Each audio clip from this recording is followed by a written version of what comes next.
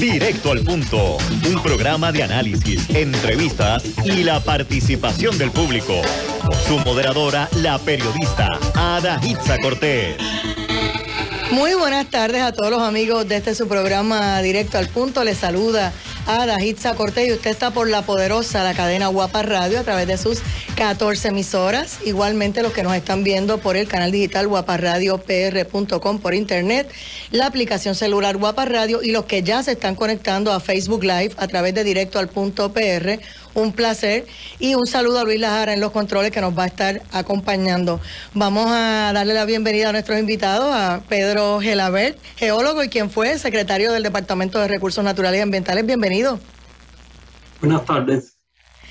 Y también está con nosotros el ingeniero Carl Soderberg, que fue director de la EPA y siempre está aquí con nosotros. Bienvenido. Muy buenas tardes y muchas gracias por la invitación. Quería añadir que el geólogo Gelabert también fue presidente de la Junta de Calidad Ambiental por 8 años y fue el primer puertorriqueño en dirigir la Oficina del Caribe de EPA. Así que imagínate, estamos más que bendecidos porque realmente, miren, la naturaleza está sufriendo.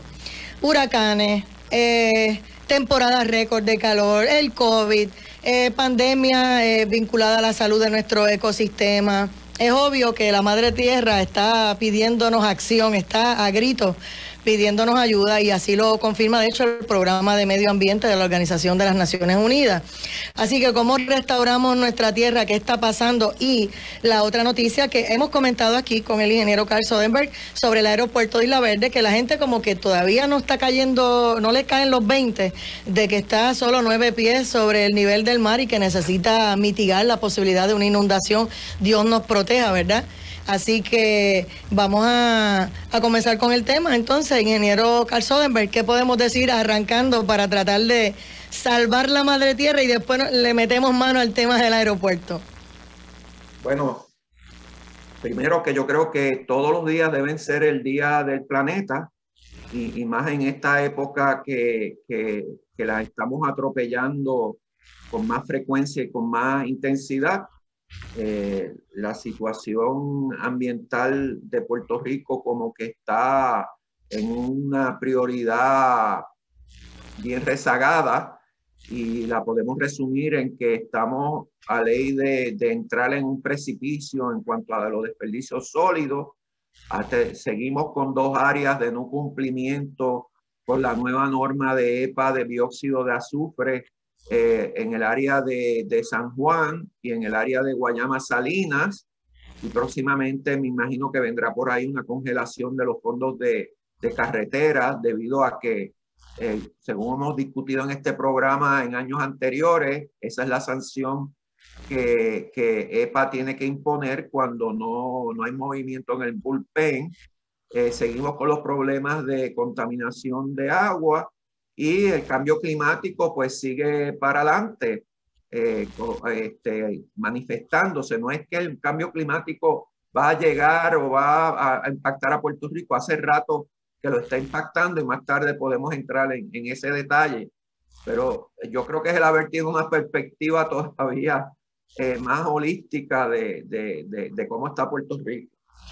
Vamos con Pedro Gelabert. Definitivamente hay que tomar todas esas cosas en cuenta y eso, yo no sé por qué no se está hablando más de estos temas en Puerto Rico. Adelante. Pero el problema en Puerto Rico se viene a ver para allá, para la década de 1960 y se crean las agencias ambientales en el 70, la Junta de Calidad Ambiental en el 73, el Departamento de Recursos Naturales. Sin embargo, recientemente, vamos a decir desde el año 2000, se empieza a ver una decadencia en esas agencias. Son muy diferentes a las agencias que nosotros, tanto Carl Soderberg como yo, laboramos en los 70 y en los 80. Y los problemas ambientales no solamente son locales en esta época, sino son unos problemas mundiales, especialmente el calentamiento global. ¿Qué Puerto Rico puede hacer para acomodarse a un calentamiento global? Pues no es mucho cuando lo comparamos con el resto del mundo. Pero tenemos que aprender a adaptarnos. Yo diría que ese va a tener que ser el futuro de Puerto Rico. Ahora mismo la basura, acaba de mencionar el ingeniero Carl Soderberg, que es uno de los problemas serios. Lo hemos estado hablando aquí, el asunto de los abastos de agua, y me preocupa lo del aeropuerto. Y yo no sé, ustedes están en la comisión esta nombrada por el gobernador y que tienen todos los, ¿verdad?, los poderes para asesorarlos y demás. ¿Los están escuchando?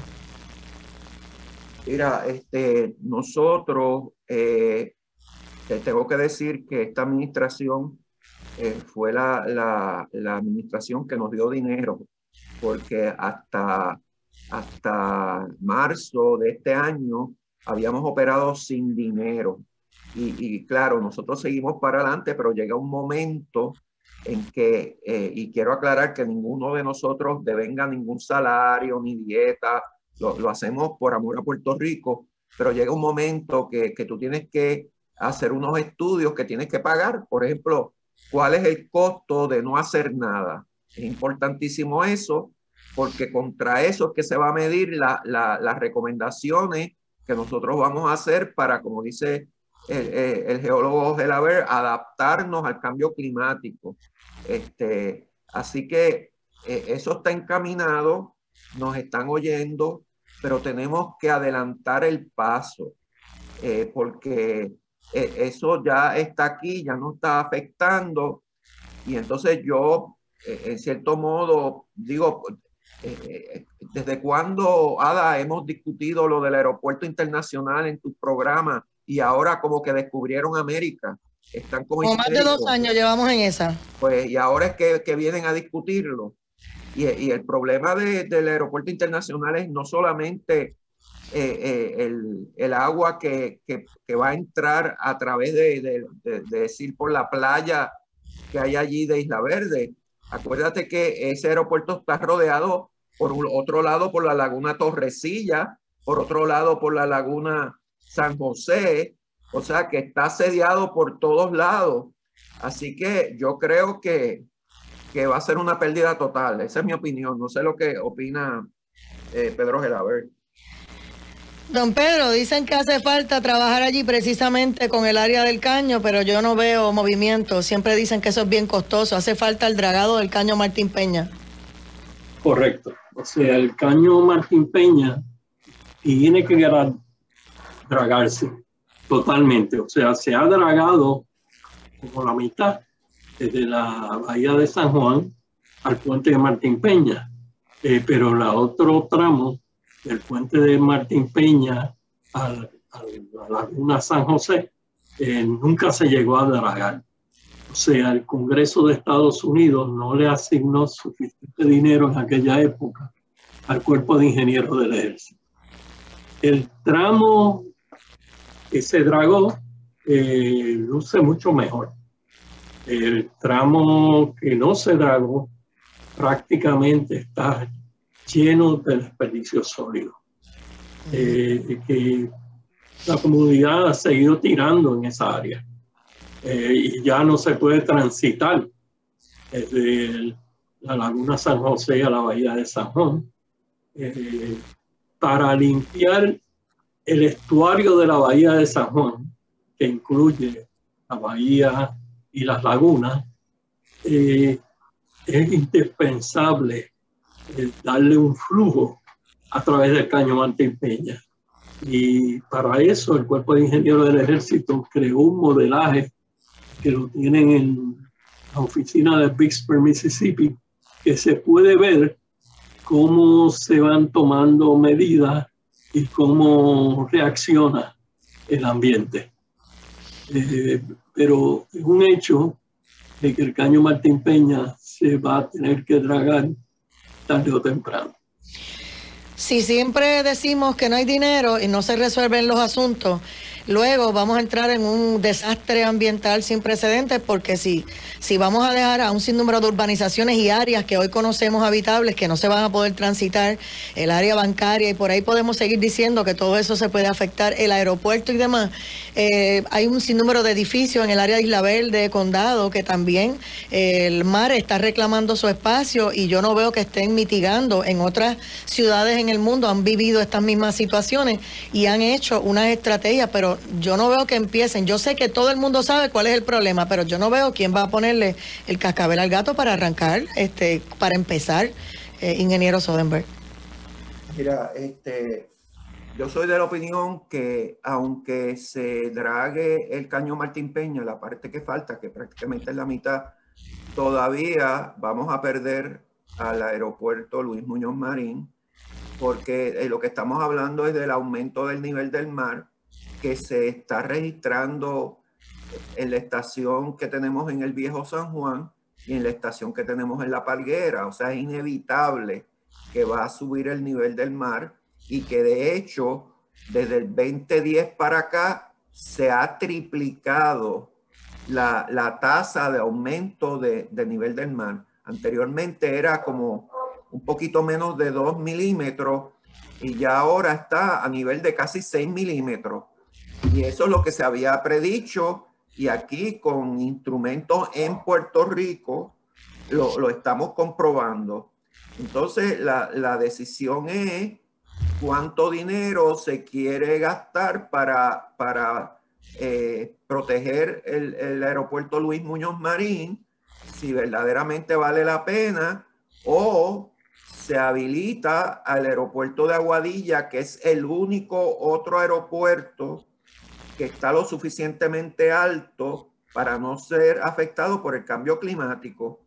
Entonces, para mí, lo que tienen que hacer es empezar quizás a hacer como especie de un tren rápido que llegue del área metropolitana a Aguadilla, por dar un ejemplo, o terminar el expreso que termine en Camuy o llevarlo a Aguadilla, porque eso va a ser inevitable. No dejarlo que se inunda el aeropuerto Luis Muñoz Marín, entonces decir, bueno, pues ahora todos los vuelos van para Aguadilla y se forma el caos. Claro. Hay tiempo ahora para planificar y buscar los fondos y hacer ese tipo de infraestructura para, como dice Pedro Gelabert, adaptarnos a lo que viene. Ustedes siempre han dicho que este tipo de proyectos no se toman a la ligera, que a veces tardan 20 años, 30 años. Por ejemplo, el mismo expreso que está solamente de Río Piedras al aeropuerto, eso no se hizo de la noche a la mañana. Eso tomó un sinnúmero de tiempo, igual que las diferentes infraestructuras grandes. En este tipo de asuntos del aeropuerto ya se sabe hace varios años y no vemos que hayan empezado. Si comienzan ahora mismo a trabajar con todo este asunto, estamos hablando de que de 10 o 15 años. Y antes de eso, el aeropuerto ya va a estar bajo agua. O la gente cree que es un relajo, o que es un mete miedo, o es que alguien está buscando negocio y no quieren tomar en serio el asunto del calentamiento global en lo que nos está pasando. Mira, lo que se predice es que para el año 2040 va a subir el nivel del mar como 2 pies. Quiere decir que todavía, tú dijiste que el aeropuerto está a 9 pies sobre el nivel del mar. Sí. Digo, así no lo parece a ojo, ¿no? Pero de todas maneras, el que suba 2 pies el nivel del mar lo afecta como quiera, porque eso quiere decir que cuando vengan marejadas van a llegar más tierra adentro. Entonces, que si no se ponen como algo temporero, como unos muros para aguantar, evitar que el agua le llegue, pues mira, van a tener que suspender vuelos en lo que las marejadas se vayan. Y tú has visto este año cuántas veces en los noticiarios dicen que hay marejadas, que no se metan en el agua porque las olas son de 10 pies hasta de 20 pies. Pues no. O sea, entonces, como yo dije, no solamente el agua que viene del balneario de Isla Verde, si sube 2 pies, sube 2 pies en Torrecilla, que es hacia el final de la pista, por donde está la Guardia Nacional. Y entonces también está por el otro lado San José. Tú sabes que el aeropuerto tiene como unos canales que están conectados a la laguna. Y se ven a simple vista, todos los que pasemos por ahí lo vemos. Exacto. Pedro Gelabert. Sí, yo diría que no solamente el aeropuerto, sino la infraestructura de Puerto Rico está en riesgo. Y vamos a poner un ejemplo. Vamos a decir el alcantarillado pluvial. El agua va a subir por el alcantarillado pluvial y va a inundar terreno, tierra adentro. Por lo tanto, hay que establecer e instalar unas válvulas en estos alcantarillados que abran cuando hay una descarga de lluvia y que cierren y no dejen entrar al mar cuando no está lloviendo. Otro ejemplo de la infraestructura de las autoridades de energía eléctrica está en la costa, ¿no? La infraestructura de los puertos, ¿no? También está en la costa. Toda esta infraestructura y carreteras cercanas a la costa también van a estar afectadas. Así que va a ser un efecto bastante difícil de controlar en un futuro. En cuanto al recogido de basura, tuvimos la situación también de las cenizas en el área de Guayama y de la contaminación, y ustedes también nos han hablado, como que ambos han estado en EPA, que esto es bastante serio, el tema de la recogido de la basura y también el tema de la contaminación aire. Ingeniero Carl Soderberg. Bueno, mira, la cuestión es que aquí hay que reenfocar el problema de los residuos sólidos, y no es cuestión de hacer más vertederos, porque primero, para poder cumplir con todos los requisitos federales para un nuevo vertedero, hay muy pocos sitios en Puerto Rico que cumplen con esas normas. Sí tiene que haber, ¿verdad?, uno que otro vertedero, porque hay ciertos desperdicios que no son reciclables, pero yo creo que el enfoque tiene que estar dirigido, uno, a tratar de reducir la gran cantidad de residuos sólidos que se generan en Puerto Rico, que es 2 veces per cápita de lo que se genera en Europa occidental, no los países que eran comunistas, que son los más pobres.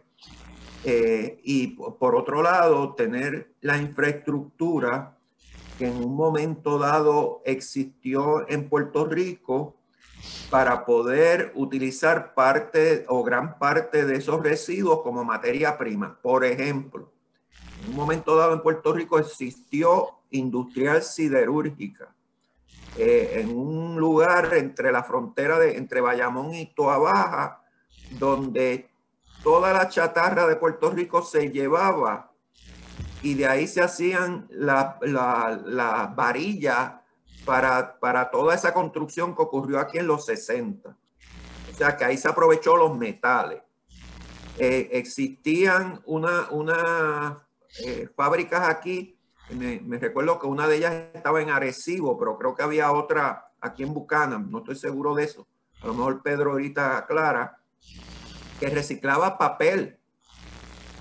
También, no sé si todavía existe, pero para reciclar aquí en Puerto Rico el cartón, de buenas a primeras ya nos reciclamos el cristal, increíble. Cuando aquí se reciclaba todo el cristal que se generaba. Y así por el estilo. Entonces tenemos que no depender de que si llevarlo a la China o a la India o a Vietnam, sino tener aquí las industrias que utilicen esos residuos como materia prima, y así yo creo que vamos a llegar a donde tenemos que llegar. ¿Qué nos dice Pedro Gelabert? Sí, obviamente los vertederos o relleno sanitario, como técnicamente se les llama, que desgraciadamente no todos cumplen con los requisitos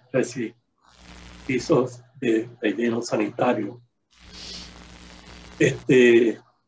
No es la solución del problema.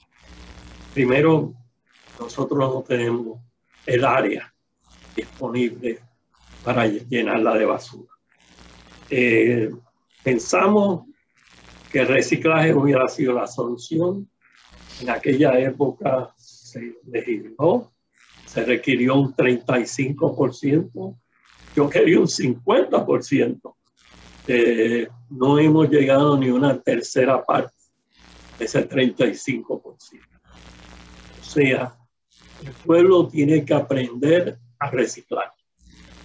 Para reciclar, como dice Carr, no solamente es guardar la basura y utilizarla, sino desarrollar industrias, como teníamos en el pasado, como muy bien mencionó Carl,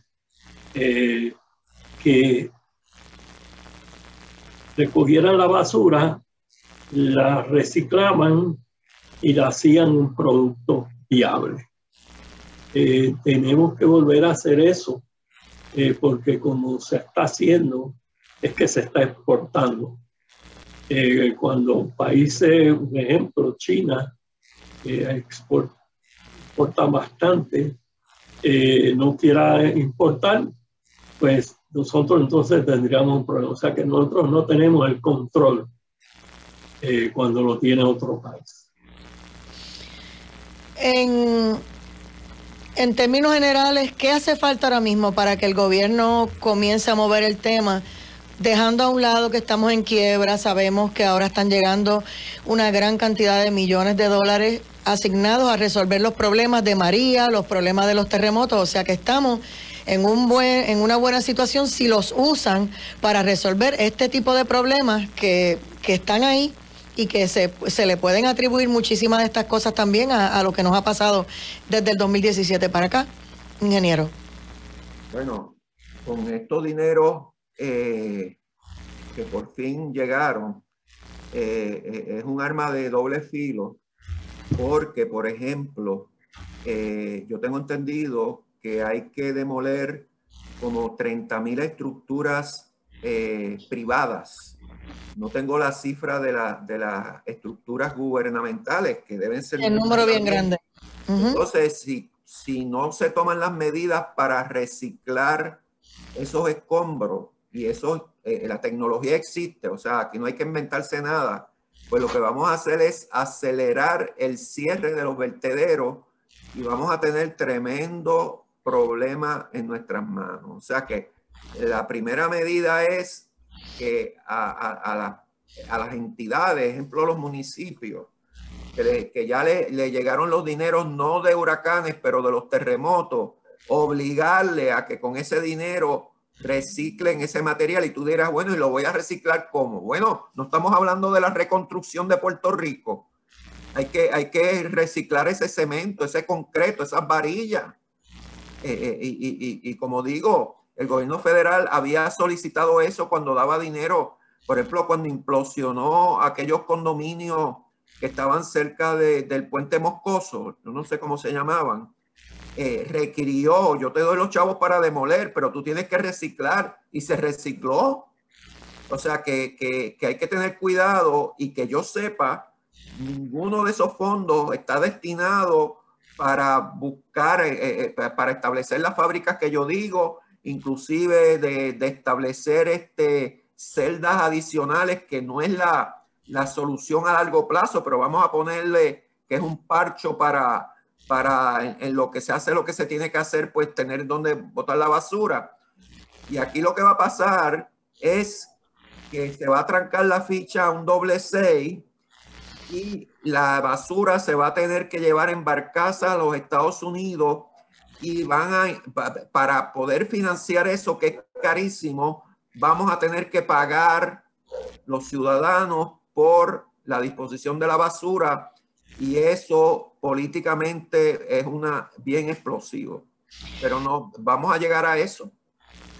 Pero, o sea, ¿dónde está el sentido común? Si nadie quiere más aumento, nadie quiere pagar más, los ciudadanos van a volver a decir, oye, pero es que otra vez, por la irresponsabilidad de alguien que estaba en el poder y que estaba en el control del gobierno, en el control del presupuesto, ahora vuelven otra vez a cobrarme a mi bolsillo para entonces yo tener el servicio de recogido de basura.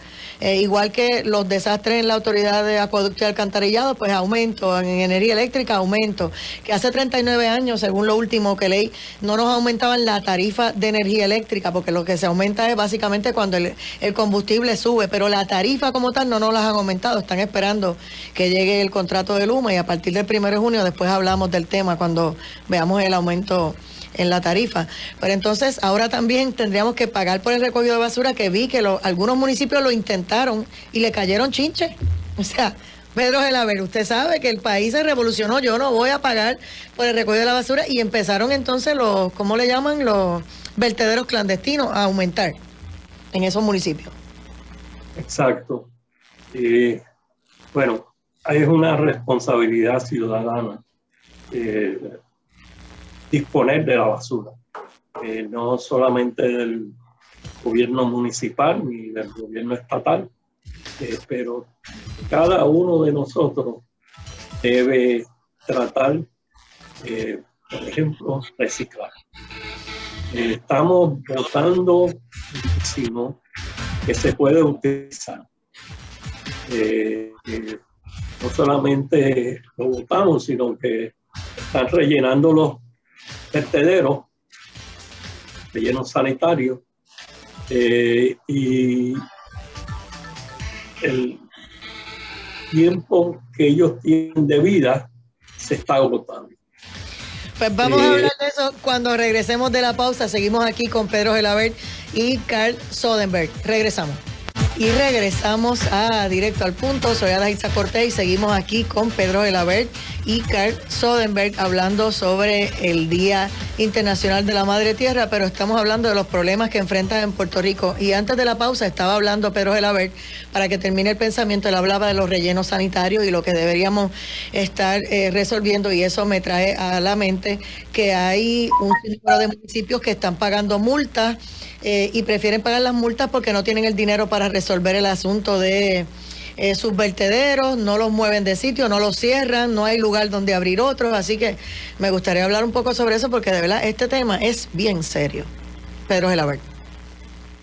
Bueno, yo diría que nosotros tenemos que cambiar de mentalidad. O sea, la mentalidad de que la basura es un desperdicio a una mentalidad que la basura es un negocio, donde nosotros podemos producir un material inerte de Puerto Rico, de la basura, tanto como metales, como el papel, etcétera. No hay razón por qué nosotros no podemos desarrollar esos negocios y hasta llegar al que talla pedazo de madera o un pedazo de metal y hace un producto que se vende en el mercado local. Yo creo que nosotros debemos enfocarnos hacia eso, porque si no, no vamos a resolver el problema tirando la basura sobre el terreno. Adelante. Que la cosa se está complicando porque antes de que llegara el huracán María, ya EPA había sacado órdenes administrativas de cierre contra 13 vertederos, pero como llegó María y había el estrés que obviamente todos pasamos, pues decidieron darle oportunidad a Puerto Rico a que se recuperara. Entonces sabemos pues que la administración Trump, pues ya tú sabes que no creía en la protección del ambiente, pues no pasó nada, pero ahora llegó el presidente Biden y yo creo que no es casualidad que ya llevaron a la Corte Federal al municipio de Toa Alta, porque es uno de los 13 vertederos que habían ordenado el cierre y le están exigiendo, ¿verdad?, que con una fecha de cierre ya en el Tribunal Federal, donde si no cumples desacato, que tome una serie de medidas para estabilizar la situación, porque allá hay unas montañas de basura que amenazan con derrumbarse y caer encima a casa. O sea, que están afectando la salud de la gente que vive alrededor del vertedero. Y yo creo que ese es el primer paso de mucho que va a tomar el gobierno federal, que a lo que tú decías de que, bueno, pero no cierran porque no tenían. EPA le va a decir, mira, si no cerraste, entonces vas preso. O sea, tú ir a la Corte Federal ya no es administrativo, ya es un juez federal donde tú no puedes firmar cualquier cosa para salir del paso y después decir el ay bendito. Así que yo, de hecho, en una columna le aconsejé al alcalde de que si hiciera un examen de conciencia y si él creía que no podía cumplir, que se quitara y cerrara el vertedero, porque también él tiene una firma que contrató y a lo mejor él se cree que es la firma la que va a pagar los platos rotos, pero no, la ley es bien clara que el dueño y el operador, y el dueño es el municipio, los dos van presos. Así que yo creo que ese tipo de acción quizás provoque que el gobierno central tome cartas en el asunto. Quería comentar eso porque está sucediendo ahora mismo. En términos de lo del azufre, que tú siempre también llevas más de un año diciendo aquí en Directo al Punto que habían unas guías y unos asuntos que cumplir y ya le habían dado unos términos a la Autoridad de Energía Eléctrica, etcétera, etcétera. Entonces estaba lo de Palo Seco y llegaba el área contaminante hasta casi Guaynabo, Levitown, Cataño, algo así me acuerdo. Y estaba todo el tiempo eso bajo observación. ¿En qué ha parado eso? Porque yo no sé si siguen en incumplimiento y están en las mismas, creyendo a mí no me va a pasar nada. Bueno, mira, la realidad es que en el área de San Juan, y eso salió en la prensa, por otro tipo de controversia, cambiaron el combustible a gas natural. Correcto. Entonces, por tal motivo, sí, yo me imagino que al cambiarlo a gas natural, pues pueden cumplir. Lo que pasa es que con EPA no es cuestión de que tú cambiaste, tú tienes que demostrarlo por pruebas de chimenea, muestreos ambientales y someter esa documentación para decirte, ok, ahora cumpliste. Ahora, según te digo esto, en el caso de Aguirre sigue quemando aceite combustible. Allí no han hecho nada y yo, por fuentes internas de EPA, me enteré que ya le mandaron la cartita diciendo, mira, si no, te vamos a congelar los fondos de carretera. Tú te imaginas con tanto hoyo que hay aquí desde María, que entonces congelen los fondos por este problema que tú y yo llevamos discutiendo, yo creo que 3 años. Sí. Yo creo que empezamos y explícale a los que no sabían el qué tiene que ver una cosa con la otra, el por qué le congelan lo de la carretera, que no tiene a lo mejor nada que ver con el aire, para que ellos entiendan de qué se trata. No, pero esa no tiene que ver y no tiene que ver, pero esa la ley es una tranquila. Establece esa penalidad porque saben que los estados y territorios reciben cantidades millonarias para carretera y que eso es más efectivo que una multa.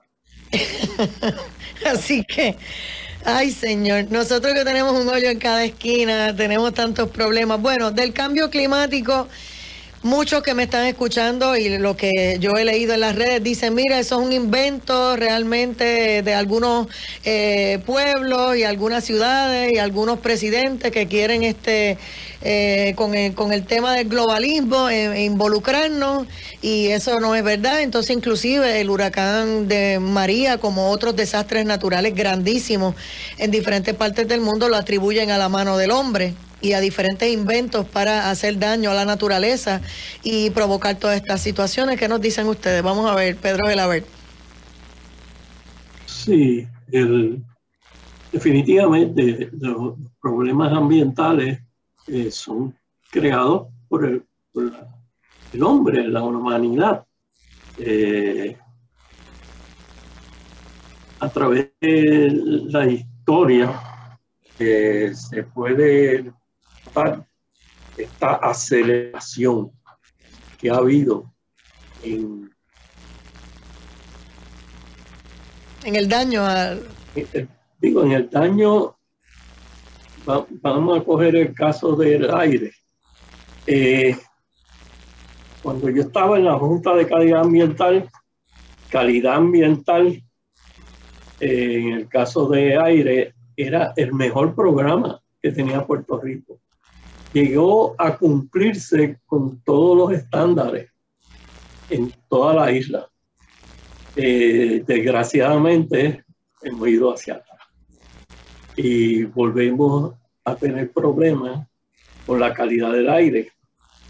No solamente ahora el dióxido de azufre, sino el problema del calentamiento global, el carbono. Cuando se estableció AES, yo me opuse en aquel momento, porque yo sabía que mundialmente se estaban eliminando las plantas de carbón. Eso ahora se sabe, 30 años después. Todo el mundo lo sabe, que debemos ir hacia recursos renovables. Bueno, pues nosotros propusimos ir para recursos renovables en aquella época. No pasó nada. No me quiero alejar del tema de desperdicio de sodio, pero yo quisiera felicitar a dos municipios, Guaynabo y Carolina, que tienen unos programas de reciclaje. Y si Guaynabo y Carolina llevan a cabo dichos programas, ¿por qué no el resto de Puerto Rico? Como dije, es un negocio. Y eso se puede ver en la labor que han llevado a cabo tanto Guaynabo como Carolina. Interesante, uno PNP y uno popular. Así que... Así es. De que se puede. El ambiente no tiene bandera. Y cuando yo me refiero a la mano del hombre, es que lo que dicen es que, por ejemplo, inyectan no sé qué en las nubes, pues para que provoque unas lluvias torrenciales o que provoque estos huracanes, hacen diferentes manifestaciones. ¿Ustedes le dan algún crédito a esto? Digo, yo no sé, yo estoy haciendo la pregunta cándidamente. Mira, definitivamente no. O sea, se ha probado fuera de toda duda que debido a la actividad económica a partir de la revolución industrial, allá para los 1890 para acá, es que se ha acelerado la emisión de gases de invernadero, que es lo que ha causado el calentamiento global, que a su vez provoca los cambios climáticos. Entonces, aquí en Puerto Rico, pues hay varias manifestaciones. Una, como dije, tenemos 2 registros de nivel del mar, uno en el sur y uno en el norte, que están operando desde 1950 y demuestran claramente que está subiendo el nivel del mar. Las temperaturas yo creo que se llevaban récord desde los tiempos de España, claramente demuestran que de 1950 para acá la temperatura promedio de Puerto Rico ha aumentado 8 grados Fahrenheit. El número de días calurosos, según definido en el trópico, ahora son 3 veces más que los días de frío, que según los definen la gente que brega con clima, son de 60 grados o menos. Ahora son cada vez menos días con ese tipo de frío puertorriqueño. Y eso está en los datos. La cantidad, la frecuencia de la sequía, vimos antes la sequía era como cada 25 años. Vimos que tuvimos una gran sequía en el 2015 y el verano pasado, que es 2020, 5 años después, hubo racionamiento en el área metropolitana. Un día sí, un día no. O sea, y el lío del polvo del Sahara agudo, aquel que tuvimos en julio del año pasado, no es que antes no hubiera polvo del Sahara, pero ha llegado a un nivel que ya lo ponen en las secciones del tiempo de todos los noticiarios. O sea, que yo creo que ahí está la evidencia de que existe el cambio climático y que está afectando a Puerto Rico, que tampoco es cuestión de el oso polar por allá y los glaciales de Alaska. No, nos está afectando a nosotros, y hay que ver también cómo las playas en ciertas áreas, Rincón, Arecibo, Vega Baja, Loíza, Luquillo, se están afectando. O sea, ¿qué más prueba de eso? Aquellos que no quieran creer, pues que no crean, y cuando el agua de mar le entre a su sala en sus casas, que después no se pongan a llorar, ¿ves? Pedro de la Ver. Sí, algunas personas y políticos insisten en que esto es una cosa natural, basado en que en la historia geológica esto ocurrió cuando el hombre no existía. Siempre hubieron periodos de extensa frío, heladas y también de calor. Pero en este periodo de calor, vamos a decir que es natural, nosotros, los humanos, lo estamos empeorando. Y esto es lo que hay que ver, que tenemos que tomar acción para reducir las emisiones lo más que podamos, y para tratar de rescatar al planeta Tierra. Porque si no, nosotros vamos a ser una especie en peligro de extinción. La otra cosa también es que los animales, nosotros queremos desaparecer todo, hasta las abejas que nos ayudan a polinizar y todas esas cosas, y comienzan una cadena, ¿verdad? Y diferentes, no sé qué es lo que pasa, que nosotros no respetamos nada. Y en otros países yo sé que se come todo lo que se mueva.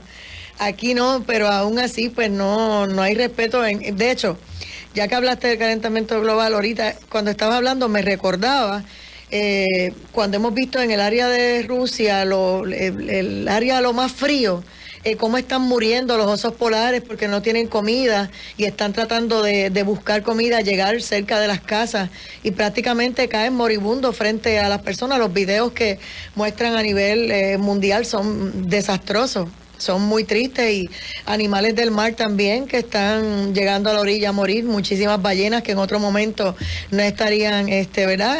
Muriendo, y la contaminación del agua, esa es otra que no hemos hablado, es una preocupación de mucha gente, inclusive porque ahora luego del COVID, que se dice que el COVID fue creado para hacer daño a la humanidad, pues bueno, si fue así o no, el tiempo nos dirá.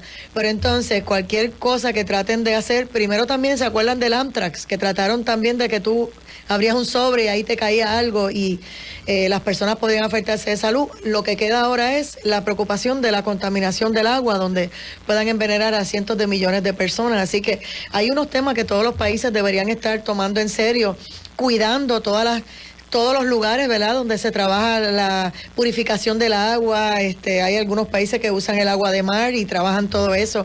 Nosotros somos isla y no usamos el agua de mar para agua potable, pero tenemos otro tipo de sistema de agua. Pero como que esas cosas a veces solamente se atienden, ¿sabe cuándo? Cuando hay un amague de huelga, que entonces ahí empiezan a proteger todos los lugares donde temen que lo vaya a destruir alguien. Pero el resto del tiempo no se toma en cuenta ese tipo de cosas.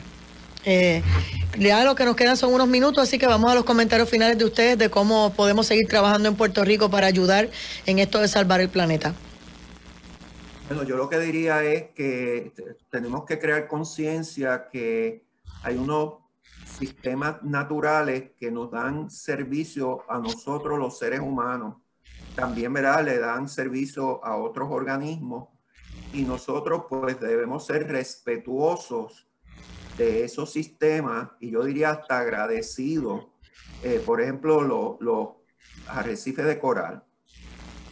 Se han hecho estudios aquí económicos que demuestran que los arrecifes de coral de Puerto Rico dan un servicio a la sociedad equivalente a 24,000 millones de dólares anuales. Ahí entra el turismo, ahí entra la protección de la infraestructura, porque los arrecifes absorben el 90% de la energía de las marejadas. Está el servicio que nos dan los humedales, que son como si fueran los riñones en el ser humano, porque le quitan los contaminantes antes de que lleguen al mar. También son como una esponja que evitan un poco las inundaciones, porque lo absorben y después lo sueltan poquito a poco. Los bosques que nos dan de todo, oxígeno, quitan CO2 de la atmósfera, ayudándonos con el cambio climático, nos dan madera, evitan el arrastre de sedimentos a los embalses.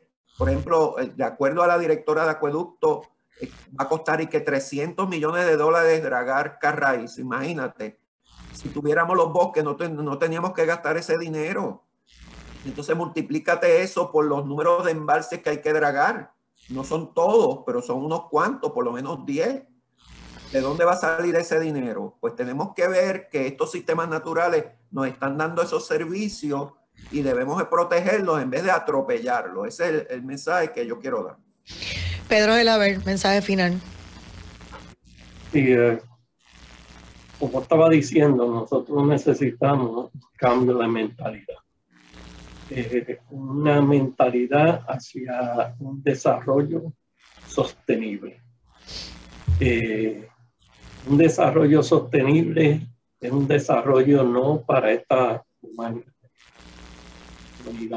actual, sino para el futuro, para nuestros hijos, para nuestros nietos. Bajo ese tipo de desarrollo, tenemos que poner un precio a la contaminación ambiental. Porque actualmente tomamos una decisión, hacemos un estudio económico, pero no valoramos el problema de la contaminación. Si fuéramos a hacer eso, muchos de los proyectos que estamos llevando a cabo, o que se llevaron a cabo en el pasado, no se hubieran llevado a cabo porque no hubieran sido económicamente viables. Así que sigo insistiendo que todavía nosotros, aunque hemos cambiado mucho desde el 1970 al presente en el concepto de la contaminación, tenemos que cambiar mucho más. Tenemos que ir al hidrógeno. El hidrógeno no contamina. El hidrógeno se puede utilizar para generar electricidad, para mover al mundo.